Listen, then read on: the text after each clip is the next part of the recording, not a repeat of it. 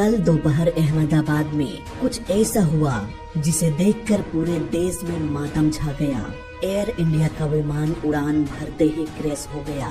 इसके बाद जो तस्वीरें सामने आई उसे देखकर रोंगटे खड़े हो गए। पर आखिर ये सब कैसे हुआ, क्या है पूरी कहानी, आइए विस्तार से समझते हैं आज के इस वीडियो में।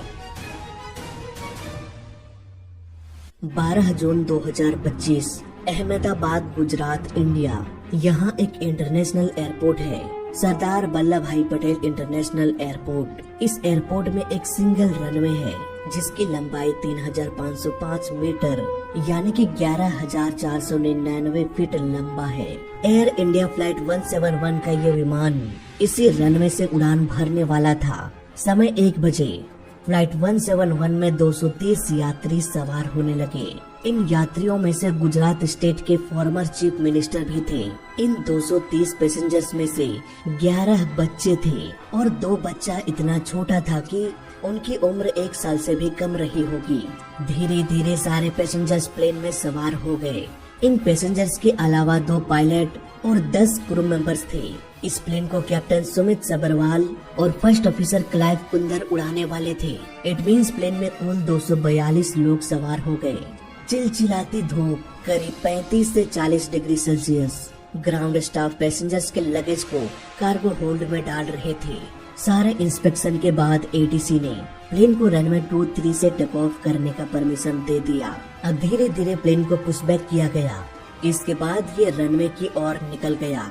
देखते ही देखते प्लेन तेज गति से रनवे पर रन करते हुए रनवे को छोड़ हवा में ऊपर उठने लगा और धीरे धीरे ये अपना एल्टीट्यूड गेन करना शुरू कर दिया। 400 फीट, 500 फीट। तभी प्लेन में कुछ गड़बड़ी हो गई। ये प्लेन ऊपर उठने के बजाय नीचे की ओर गिरने लगा। पर क्यों और कैसे, ये किसी को भी नहीं पता था। प्लेन के टेक ऑफ करने के महज 30 सेकंड्स बाद ही ये प्लेन बीजे मेडिकल कॉलेज के छत से टकरा गया। यहीं पर प्लेन का टेल टूटकर अटक गया और प्लेन के बाकी का हिस्सा कुछ और घरों को तोड़ते हुए क्रैश हो गया। अब क्योंकि प्लेन के टैंक में भारी मात्रा में फ्यूल भरा था, इसलिए क्रैश के तुरंत बाद भीषण आग का गोला आसमान में फैल गया। आसपास मौजूद लोगों ने इस पूरे हादसे को अपने कैमरे में फिल्माया। बहुत से लोगों ने उन क्लिप्स को मुझे सेंड भी किया और यकीन मानो दोस्तों, उसे देखने के बाद मेरी रूह तक कांप गई। ऐसी तस्वीरें और ऐसी जली हुई तस्वीरें सामने थी कि मैं उसे यहाँ पर दिखा भी नहीं सकता। फायर फाइटर्स की गाड़ियाँ आग बुझाने के लिए पहुँच तो गई, लेकिन उन्हें भी बहुत लंबा समय लग गया। घंटों तक रेस्क्यू का काम जारी रहा। चारों तरफ बस चीख पुकार थी। मैं हमेशा से अपनी वीडियोस में एक बात कहता हूँ कि प्लेन क्रैश की वजह से लोग नहीं मरते, बल्कि क्रैश के बाद लगने वाली आग लोगों को जिंदा जला के मार देती है। और ऐसे भीषण आग में हर कोई लाचार हो जाता है। अगर कोई यात्रियों को बचाए भी तो कैसे बचाए? जब तक आग नहीं बुझेगी लोगों को बचाया नहीं जा सकता, और जब तक आग बुझेगी तब तक बहुत देर हो चुकी होगी। अभी तक मिले रिपोर्ट के अनुसार 242 लोगों में से सिर्फ 1 शख्स ऐसे हैं जो इस हादसे में जिंदा बच गए। उन्हें बस थोड़ी बहुत चोटें लगी। क्रैश के बाद वो अपने पैरों से चलते हुए बाहर आ गए और ये कोई चमत्कार से कम नहीं है दोस्तों। अभी जब मैं ये वीडियो रिकॉर्ड कर रहा हूँ तब तक एक ही यात्री के बचने की जानकारी मिली है। अनुमान लगाया जा रहा है कि इस हादसे में 269 लोग मारे गए। प्लेन में सवार लोगों के अलावा ग्राउंड में 28 लोगों के मरने की पुष्टि हो चुकी है। ये एयर इंडिया बोइंग 787 का पहला ऐसा हादसा है जिसमें पूरा का पूरा प्लेन तबाह हो गया। हम प्रे करते हैं कि हादसे में मारे गए सभी लोगों की आत्मा को शांति मिले। बात करें ग्राउंड में डैमेज की, तो प्लेन एक मेडिकल कॉलेज के हॉस्टल के बिल्डिंग से टकराया और इसने कैंपस के अलग अलग बिल्डिंग्स को नुकसान पहुंचाया। और जिस तरह से उस एरिया में आग लगी, एक छोटा तिनका भी नहीं बचा। अभी तक के मिले रिपोर्ट के अनुसार 269 बॉडीज को रिकवर कर लिया गया है। वहीं एक 40 साल के ब्रिटिश सिटीजन अकेला जिंदा बचा जो उस प्लेन में सवार था। वो प्लेन के सीट नंबर 11A पर बैठे हुए थे, ठीक इमरजेंसी एग्जिट के 1 सीट आगे। इनके भाई भी उसी प्लेन में सवार थे, पर अफसोस उनकी जान नहीं बच पाई।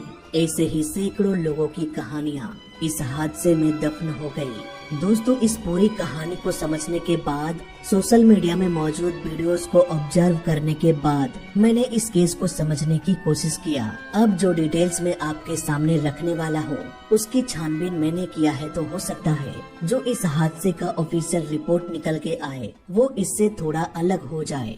इन्वेस्टिगेशन की शुरुआत करते हैं फ्लाइट रडार 24 से। इसका काम होता है धरती में उड़ रहे सारे प्लेन्स को ट्रैक करना। ये रडार प्लेन में लगे ADS-B ट्रांसपोंडर से कम्युनिकेट करके रियल टाइम में लोकेशन का पता लगाता है। फ्लाइट 171 के टैक्सिंग से लेकर टेक ऑफ करने तक इस रडार ने सब कुछ रिकॉर्ड किया। लेकिन जैसे ही ये प्लेन 625 फीट के ऊंचाई में पहुंचा, रडार प्लेन के ट्रांसपोंडर से डिस्कनेक्ट हो गया। अब दोस्तों, 625 फीट की ऊंचाई में कोई बिल्डिंग है नहीं कि वो उससे टकरा जाए और रडार का कनेक्शन टूट जाए। क्रैश होने से पहले प्लेन में कुछ तो ऐसा हुआ होगा जिससे में भी प्लेन का ट्रांसपोंडर बंद हो गया और फ्लाइट रडार 24 डिस्कनेक्ट हो गया। पर ऐसा क्या हो सकता है जिससे ये बंद पड़ जाए? कोई भी इलेक्ट्रिक डिवाइस इलेक्ट्रिसिटी से ही चलती है और इलेक्ट्रिसिटी मिलता है प्लेन के इंजन से। क्या हो अगर इसके इंजन में प्रॉब्लम हो जाए? दोस्तों, ऐसे केस में प्लेन में इलेक्ट्रिसिटी मिलना बंद हो जाएगा।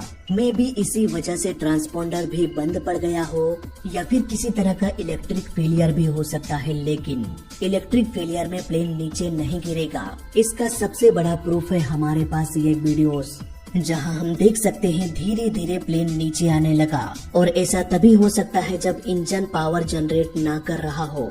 इस वीडियो में अगर हम गौर से देखें तो यहाँ पर हमें ऐसा लगता है कि कुछ तो यहाँ से निकला हुआ है। मे बी ये रैम एयर टरबाइन है और ये रैम एयर टरबाइन तब ऑटोमेटिकली अपना काम करना शुरू करता है जब प्लेन का दोनों इंजन फेल हो जाए। हालांकि इस वीडियो में क्लियर तो दिखाई नहीं दे रहा, लेकिन अगर ये रैम एयर टरबाइन है तो मैं ये दावे के साथ कह सकता हूँ कि प्लेन का दोनों इंजन फेल हो गया होगा। इसलिए इन सब चीजों को ध्यान में रखते हुए हम ये कह सकते हैं कि प्लेन के क्रैश होने से पहले ही प्लेन में गड़बड़ी हो गई होगी, मे बी इंजन फेलियर। अब आपको लग रहा होगा कि मैं इन सारी बातों को ऐसे तुक्का लगाकर बोल रहा हूँ, पर ऐसा नहीं है दोस्तों। हमें इसका सबसे बड़ा प्रूफ मिला हादसे के कुछ घंटे बाद, जब ATC ने कहा कि फ्लाइट 171 ने मेडे कॉल किया। मेडे कॉल तब किया जाता है जब प्लेन में कोई ऐसा खतरा आ जाए जिससे प्लेन क्रैश हो सकता है। इट मीन्स जब ये मेडे कॉल किया गया तब प्लेन रनवे के आसपास के आखिरी छोर में रहा होगा, यानी कि गड़बड़ी की शुरुआत भी यहीं पर हुई होगी। लेकिन यहाँ पर एक और सवाल पायलट पर उठ जाता है कि अगर पायलट को पहले से ही पता चल गया था तो उन्होंने उड़ान क्यों भरा? क्यों उन्होंने ब्रेक लगाकर प्लेन को नहीं रोका? इसे समझने के लिए हमें प्लेन के स्पीड के बारे में भी थोड़ा समझना पड़ेगा। एक प्लेन को टेक ऑफ करने से पहले 3 तरह के स्पीड से होकर गुजरना पड़ता है, V1, VR और V2। V1 स्पीड में जब प्लेन रनवे पर रन कर रहा हो तब पायलट के लिए वो आखिरी पल होता है जब उन्हें डिसाइड करना होता है कि प्लेन को रोका जाए या फिर टेक ऑफ करा दिया जाए। इस स्पीड में अगर कोई इमरजेंसी आ जाए तो पायलट ब्रेक लगाकर प्लेन को रोक सकते हैं, लेकिन इस स्पीड को पार कर देने के बाद प्लेन VR स्पीड पर पहुंच जाता है। इतने स्पीड में प्लेन का नोज रनवे को छोड़कर ऊपर उठने के लिए संघर्ष करने लगता है। लेकिन जब प्लेन VR स्पीड को भी पार कर देता है तब वो V2 स्पीड पर पहुंच जाता है। ये प्लेन का वो स्पीड होता है जब प्लेन सेफ मोड में चला जाता है। इस एल्टीट्यूड में अगर कोई इमरजेंसी हो जाए, मान लो प्लेन का एक इंजन फेल हो जाए, तब भी प्लेन V2 स्पीड में एक इंजन के सहारे उड़ान भर सकता है, कोई भी दिक्कत नहीं आने वाली। अब तीनों को समझने के बाद हम फोकस करते हैं प्लेन के VR स्पीड में। जब प्लेन रनवे पर कुछ दूर रन करके ठीक हवा में ऊपर उठने वाला होता है, ये एक ऐसा कंडीशन होता है VR स्पीड में कोई भी इमरजेंसी हो जाए, मान लो एक इंजन फेल हो जाए, तो पायलट ब्रेक नहीं लगा पाएगा क्योंकि प्लेन का स्पीड इतना अधिक होगा कि वो रुक नहीं पाएगा। और यहाँ पर पायलट प्लेन को ऊपर भी नहीं उड़ा पाएंगे क्योंकि प्लेन का स्पीड भले ही V1 स्पीड से अधिक है, लेकिन ये स्पीड भी उतना नहीं है कि एक इंजन के सहारे प्लेन उड़ सके।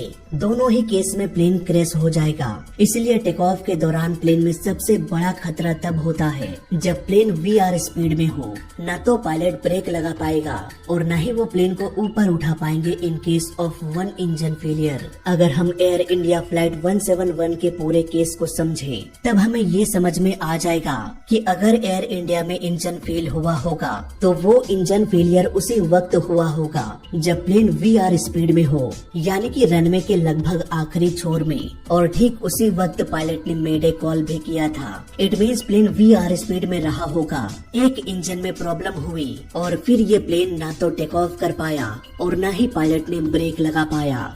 इवन यही वो समय था जब एडीएसबी रडार बंद हुआ। इस हादसे की पूरी कहानी मेरे इस थ्योरी पर फिट बैठ रही है। इसके अलावा गर्मी का भी मौसम था। एयरपोर्ट में लगभग 35 से 40 डिग्री सेल्सियस तापमान रहा होगा। इतने देर तक प्लेन धूप में खड़ा रहने से प्लेन के टैंक का फ्यूल का टेम्परेचर भी काफी बढ़ गया होगा। शायद इसीलिए आग लगने में जरा सी भी देरी नहीं हुई। इसके अलावा इन वीडियोज में हमें कुछ और डिटेल्स भी नजर आता है और इन डिटेल्स की पुष्टि इन्वेस्टिगेशन के बाद ही हो सकती है। जैसे कि टेक ऑफ के दौरान अगर हम प्लेन के विंग्स में गौर करें तो यहाँ पर ऐसा लगता है जैसे प्लेन का फ्लैप्स 0% हो। फ्लैप नॉर्मली 1 या 2% होता है। अहमदाबाद में रनवे की लंबाई 11,000 फीट से भी अधिक थी।